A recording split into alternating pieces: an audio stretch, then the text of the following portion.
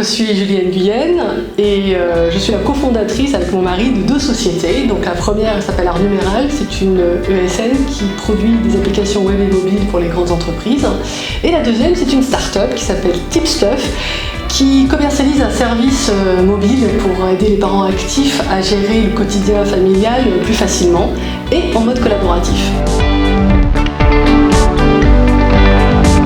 Pourquoi la Nouvelle-Aquitaine? Eh bien, en fait, c'est une conjonction de plusieurs facteurs.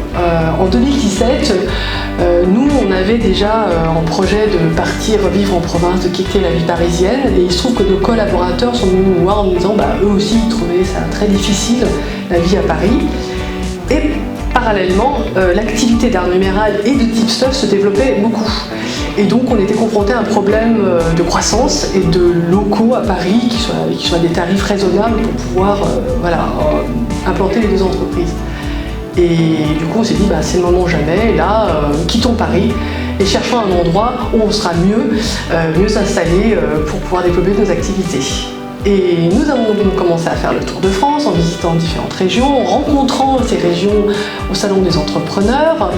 Et on a aussi élaboré avec nos collaborateurs une grille de 75 critères en 2 volets, avec un volet personnel et un volet professionnel entrepreneurial, pour savoir quelle était la région qui nous conviendrait le mieux. Et bien finalement le choix s'est porté sur la Nouvelle-Aquitaine et Poitiers plus particulièrement, contre toute attente. C'est l'endroit le plus équilibré pour nous, puisqu'il est à 1 heure de tout, 1 heure de Bordeaux, 1 heure de Paris, 1h30 de la mer, 1h30 du Massif central, de Limoges. Et donc du coup on s'est installé à Poitiers en mars de cette année 2019.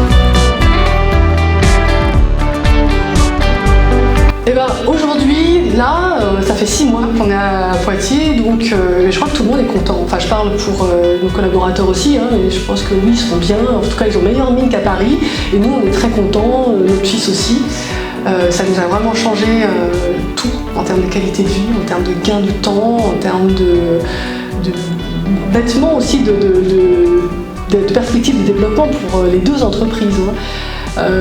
Au-delà de l'aspect purement économique et donc un coût de la vie moins élevé, on a aussi surtout rencontré des gens qui sont passionnants, des gens hyper motivés pour développer leur territoire, et on a vraiment l'impression de s'inscrire dans un projet, pas simplement de venir s'implanter dans des locaux pas chers, mais vraiment de s'inscrire dans un projet de développement territorial, et on a vraiment envie d'être partie prenante là-dedans.